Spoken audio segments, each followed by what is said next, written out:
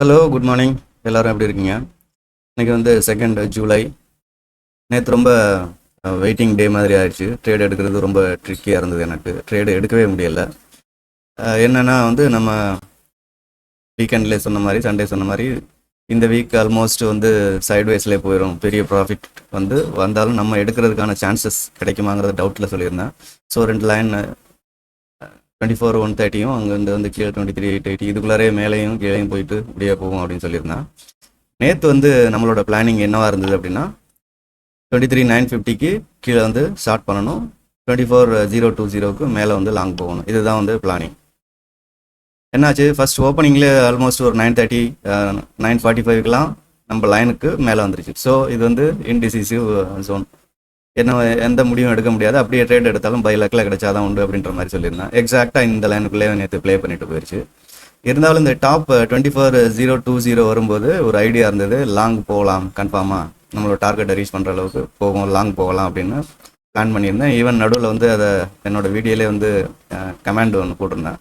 இதுக்கு மேலே 24,020க்கு மேலே வந்து ஒரு ஸ்ட்ராங் கேண்டில் இதை பிரேக் பண்ணி ஸ்ட்ராங்காக வந்து போச்சு அப்படின்னா சின்ன ஸ்டாப் லாஸ் வச்சுட்டு லாங் போகலாம் அப்படின்னு சொல்லியிருந்தேன். பட் ஸ்ட்ராங்காக பிரேக் அவுட் பண்ண மாதிரி எந்த லைனுமே வந்து அவ்வளோவா வரல.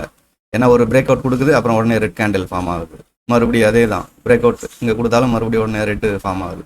ஸோ இந்த ஏரியா வந்து நேற்று ஃபுல்லாக பையிங் ஜோனாக மாறிடுச்சு. ஸோ லாங் போகிறதுக்கான சான்சஸ் வந்து கிடைக்கல.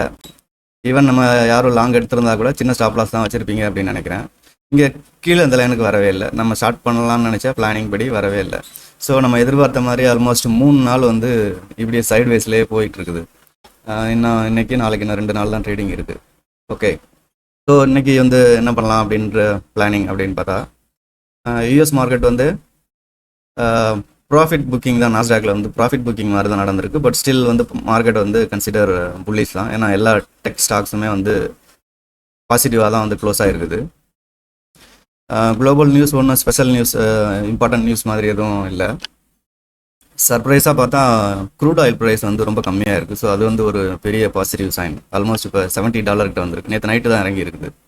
ஸோ அது வந்து ஒரு பாசிட்டிவ் சைன் நமக்கு. ஓகே, நம்ம ஐடியா படி இன்றைக்கி வந்து இந்த 24,130 இதை வந்து பிரேக் அவுட் பண்ணி மேலே போகணும். ஏன்னா தொடர்ந்து 3 நாள் இந்த ரேஞ்சுக்குள்ளே வந்து கண்டிப்பாக ப்ளே ஆக முடியாது.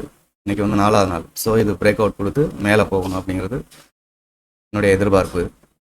இன்றைக்கி ஓப்பனிங் வந்து கண்டிப்பாக கேப் அப் தான். ஸோ இப்போ வந்து 24,000 ஆல்மோஸ்ட் ஒரு ஸ்ட்ராங் சப்போர்ட் ஆயிடுச்சு. ஏன்னா 24,000க்கு மேலே தான் வந்து ட்ரேடே நடக்குது. மீன்ஸ் பையர்ஸ் அண்ட் செல்லர்ஸ் இங்கே தான் மீட் ஆகுறாங்க. இங்கே கீழே வந்து ஓப்பன் ஆச்சு தெரியுமா, இங்கே வந்து செல்லர்ஸ் இல்லை. ஸோ பையர்ஸ் வந்து ஆட்டோமேட்டிக்காக கொஞ்சம் ட்ரேடிங்லேயே கொஞ்சம் பையிங்லேயே வந்து மார்க்கெட் எவ்வளோ தூரம் மேலே போயிடுச்சு. ஸோ இங்கே தான் வந்து ட்ரேட் ஆகிறதுக்கான அவைலபிள் இந்த ஏரியாவில் தான் இருக்குது. ஸோ இன்றைக்கி வந்து முழுக்க எதிர்பார்ப்பு 24,130 கிராஸ் பண்ணணும் அப்படின்னு எதிர்பார்க்குறேன். மேபி ஓப்பனிங் கேண்டில்லே கூட ஆகலாம் அப்படின்னு தோணுது. ஸோ இன்றைக்கி டவுன் சைட் பிலோ 24,000 இந்த ஏரியா வந்து நம்ம ரொம்ப கேர் பண்ண தேவையில்லை. இந்த 2 லைன் வந்து நோ மீனிங், ஏன்னா இந்த ஏரியாவுக்கு வர வாய்ப்பு இல்லை. ஸோ இன்றைக்கி ஃபுல் அண்ட் ஃபுல் ஃபோக்கஸ் வந்து பாசிட்டிவ் ட்ரேட் எடுக்கிறதுக்கு. இன் பிட்வீன் வந்து ரீட்ரேஸ்மெண்ட் மாதிரியான சின்ன ஷார்ட் ட்ரேடு எடுக்கலாம். ஃபார் எக்ஸாம்பிள் ஃபிபோனாச்சி ரீட்ரேஸ்மெண்ட் உங்களுக்கு தெரிஞ்சிருக்கும். ஓப்பனிங்லேருந்து ஒரு பெரிய கொஞ்ச நேரத்திலே வந்து ஃபுல்லாக மூவ் ஆயிடுச்சு அப்படின்னா அதோட 60% ரீட்ரேஸ்மெண்ட்டுக்கு கீழே வந்துட்டு தான் மறுபடியும் மேலே போகும். ஸோ அந்த மாதிரி ரீட்ரேஸ்மெண்ட்டை கேட்சப் பண்ணுறதுக்காக வந்து ஷார்ட் ட்ரேடு ட்ரை பண்ணலாம். பட் மெயின்லி வந்து லாங் ட்ரேடு தான். ஸோ மேலே வந்து 24,250 இது ஒரு டார்கெட். இது வந்து ஃபஸ்ட் டார்கெட், இது வந்து செகண்ட் டார்கெட். அப்படி தான் வந்து இன்றைக்கி வந்து பிளான் பண்ணியிருக்கேன்.